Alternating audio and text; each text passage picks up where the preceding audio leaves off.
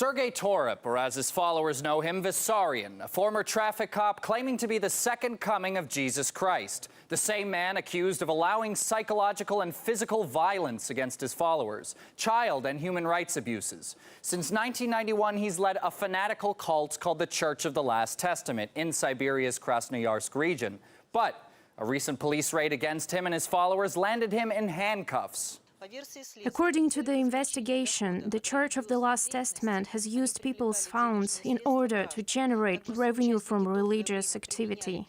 Also, accomplices have used psychological violence against its followers, resulting in serious harm. The perpetrators will be charged in the near future. It didn't take long for Mr. Torop's arrest to make international headlines. So what's so remarkable about this cult? Well, in 1995, it established a commune called the Vissarion Community. And for 2.5 decades, it basically acted as a state within a state in a remote part of Siberia. There practically existed an independent government on the territory of Krasnoyarsk, known as Vissarionia.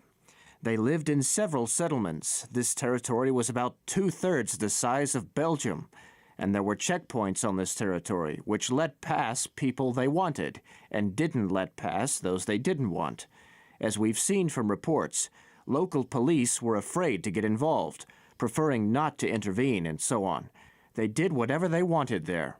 Back in 2019, the church was also investigated for fraud. Interrogations and searches followed, but came up with no suspects. On the outside, their eco-village looks clean and well kept. Residents are supposed to refrain from drugs, alcohol, tobacco, even sugar, a small price to pay for the man they're convinced is the Messiah.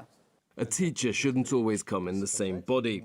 When it's time to say something, he should be born in this time to form the conscience as others have.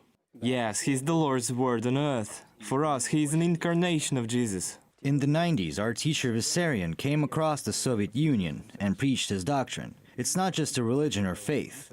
It should be your life.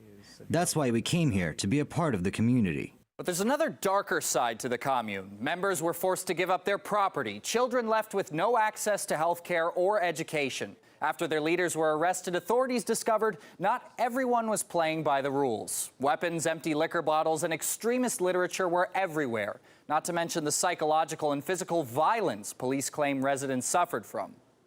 The Vissarion community's lawyers deny the police allegations. They say nobody's rights were infringed. But until a more thorough investigation is conducted into what was going on behind closed doors, we're left with far more questions than answers.